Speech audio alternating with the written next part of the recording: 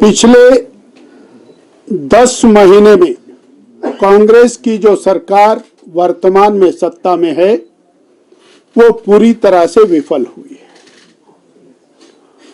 जन आकांक्षाओं, जन अपेक्षाओं के विपरीत जहां इस सरकार को नए संस्थान खोलने चाहिए थे, विकास की गति जो भारतीय जनता पार्टी की पूर्व सरकार ने बनाई थी, जयराम ठाकुर जी के नेतृत्व में जो सरकार जन आकांक्षाओं को पूरा करने में जुटी हुई थी, उसको आगे बढ़ाने की बजाय पिछले 10 महीने में 1000 से ज्यादा संस्थान बंद करने का काम वर्तमान सरकार ने किया है।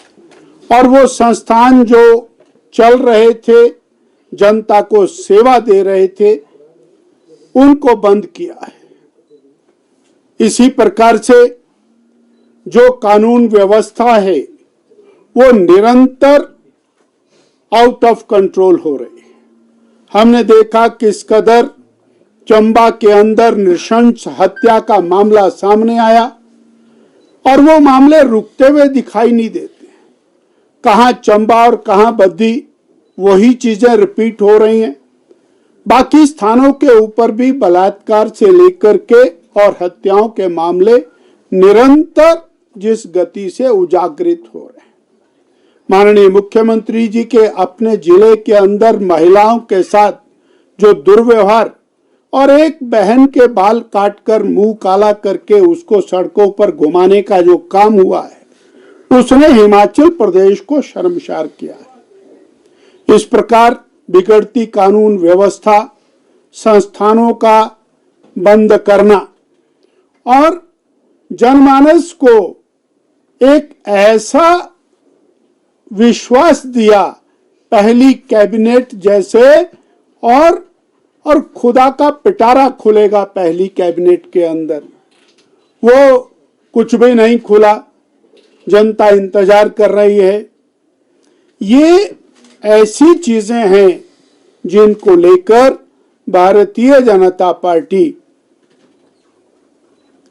परसों सोमवार को 25 तारीख को और विधानसभा के बाहर धरना प्रदर्शन करने जा रही है। ये सरकार लगातार पीछे हट रही है।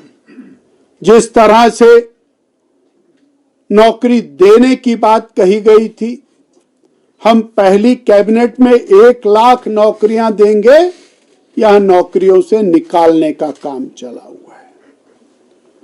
आज भी धरने के ऊपर बैठे, मैं अभी आया तो रास्ते में वो बेरोजगार जिनको छोटी मोटा रोजगार मिला था वो सड़क पर बैठे हैं। इसी प्रकार से बहनें हैं, वो भी इस इंतजार में बैठी हैं कि कब हमको और कुछ राहत मिलेगी।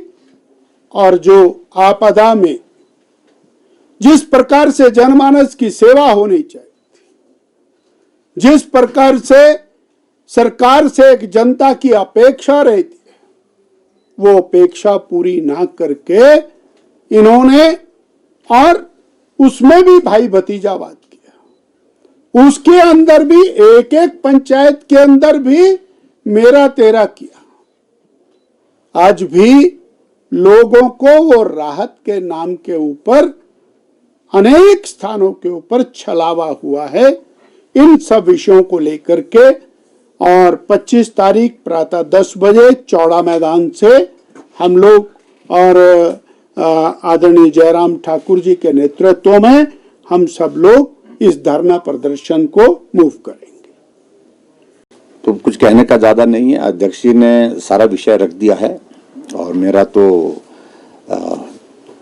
यही कहना है कि ये 10 महीने का जो कार्यकाल कांग्रेस पार्टी का पूरा होने जा रहा है, इसमें इस कदर अव्यवस्था का दौर रहा है। आप देखिए, डीजल में कीमतों में इंक्रीज किया, बिजली सस्ती करने की बात कही और इंडस्ट्रियल सेक्टर के लिए बिजली महंगी हो गई, सीमेंट की कीमतें 2 बार बढ़ गई और आज भी जिस प्रकार से बिल जो है वो विधानसभा के अंदर प्रस्तुत किया गया, पर्टिकुलरली जो रेवेन्यू डिपार्टमेंट से संबंधित है स्टैंप ड्यूटी का, और उसमें 10% इंक्रीज कर रहे हैं, 10 टाइम्स 10 गुना बढ़ोतरी, 100 रुपए से 1000 रुपए।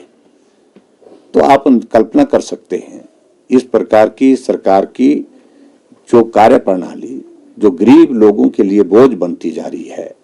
और आपदा का ये दौर ऐसा बीता जिसमें अध्यक्ष जी ने सारी बात कह दी है। केंद्र की मदद अगर नहीं होती तो मैं समझता हूं कि हिमाचल में परिस्थितियां और भी कठिन होती। जो भी मदद मिली केंद्र से मिली, और उसमें भी सूची बनाई जा रही है हमारे अपने लोग कौन हैं। आपदा तो सबके लिए है, जिसके लिए जिसका घर चला गया, जिसका जमीन चले गई, जिसकी जिंदगी चले गई, राहत तो उनको मिलनी चाहिए। राहत कांग्रेस के नेताओं के लिए नहीं है, एक राजनीतिक दृष्टि से एक दल के लिए नहीं है। तो इसलिए इन तमाम मुद्दों को लेकर के हम विधानसभा के अंदर इस सत्र के दौरान बोलते रहे, लेकिन हमारी पार्टी का निर्णय है और पार्टी ने निर्णय किया है विधानसभा के अंदर तो हमने सारे विषय रखे ही, लेकिन विधानसभा के बाहर भी ये विषय रखने आवश्यक है। इसलिए 25 तारीख को विधानसभा का घेराव की दृष्टि से हम शिमला में एकत्रित हो रहे हैं और उसके माध्यम से पूरे प्रदेश की जनता के सामने इन तमाम मुद्दों को लेकर के बात करेंगे। धन्यवाद, थैंक यू।